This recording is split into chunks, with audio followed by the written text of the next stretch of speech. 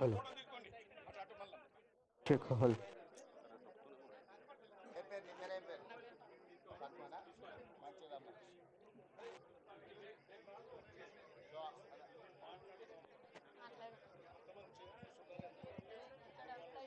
చెప్పండి అమ్మా చెప్పండి చెప్పండి మైకులు మాట్లాడు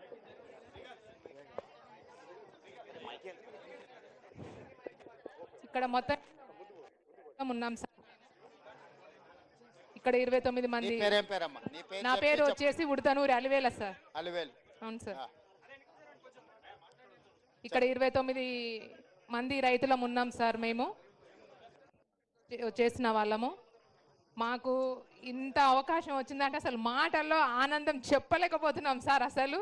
అసలు మిమ్మల్ని చూస్తున్నందుకు నాకు ఒక దేవుణ్ణి చూసినట్లే ఉంది. అసలు పడుకుంటే అసలు మీ ఫేసే గుర్తుకొస్తుంది సార్. నాకు నిజం చెప్పాలంటే అసలు నాకు మాటలు రావట్లేదు మిమ్మల్ని చూస్తుంటే. ఏం చదువుకున్నావు మనం? డిగ్రీ అయిపోయింది. డిగ్రీ చదువుకున్నావు. మన చెంచుగూడలలో డిగ్రీ చదువుకొని ఇది ఉన్న వాళ్ళు ఉన్నారు. మంచి ఇండ్లు ఉన్నాయమ్మా? ఇండ్లు వచ్చినా?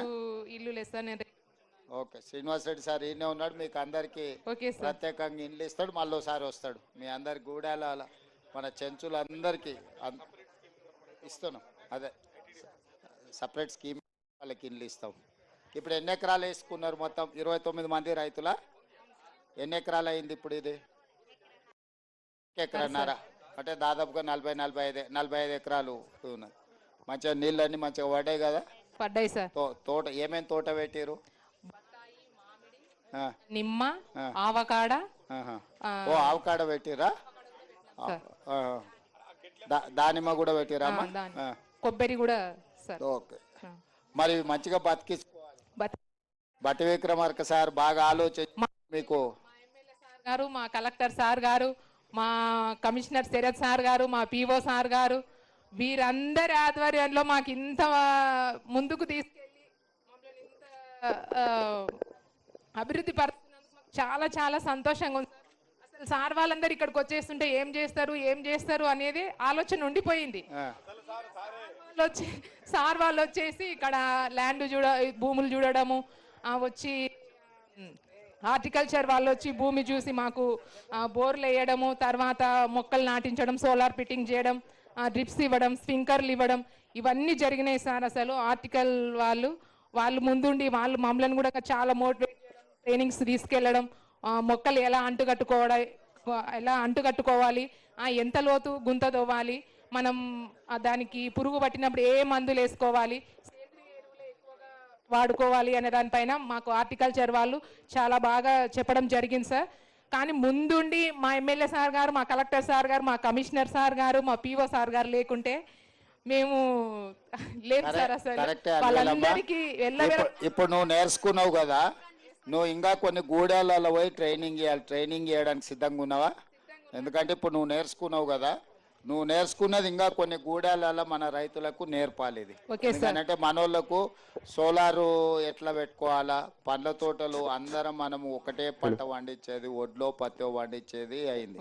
కానీ దీంట్లో ఒక్కసారి పంట వస్తే బాగా ఆదాయం వస్తుంది. సార్ మీకు పెట్టించిన అవకాడో కానీ, మ్యాంగో కానీ, నిమ్మ కానీ, దానిమ్మ కానీ, మంచి బత్తాయి కానీ మంచి ఆదాయం పెరిగేది. రెండోది మనకి నల్లమల అడవులలో ఈ కరెంటు ఇక ఫారెస్ట్ వాళ్ళు సతాయించడాలు ఇవన్నీ ఉంటాయి. ఇప్పుడు నీ కరెంటు వాళ్ళ కాడికి పోవాల్సిన పనే లేదు, కరెంటే నీ కాడికి వచ్చింది. అవునా?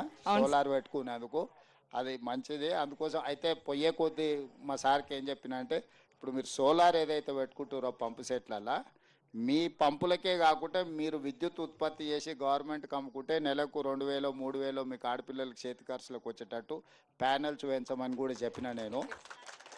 ఎందుకనంటే పొలంలో పెట్టుకొని దాన్ని కాపాడుకుంటే చాలు, ఏం చేయాల్సిన పని లేదు.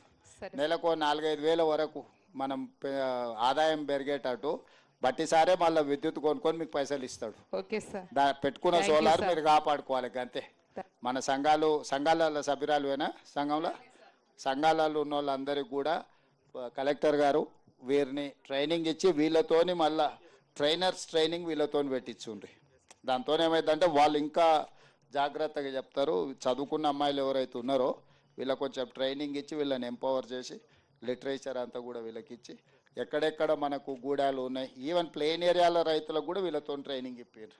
ఎందుకంటే వాళ్ళ సంఘాలలో కూడా సభ్యులు, ఆ సంఘాల సభ్యులు అందరు కూడా అవగాహన కల్పిస్తే వాళ్ళ భూములలో కూడా పెట్టుకుంటారు. వాళ్ళకు ఒకటి వాళ్ళ భూమిలో సోలార్ పంప్ సెట్ పెట్టుకుంటే కరెంట్ వచ్చిందా పోయిందా ఈ పంచాయతీ ఉండదు. రెండోది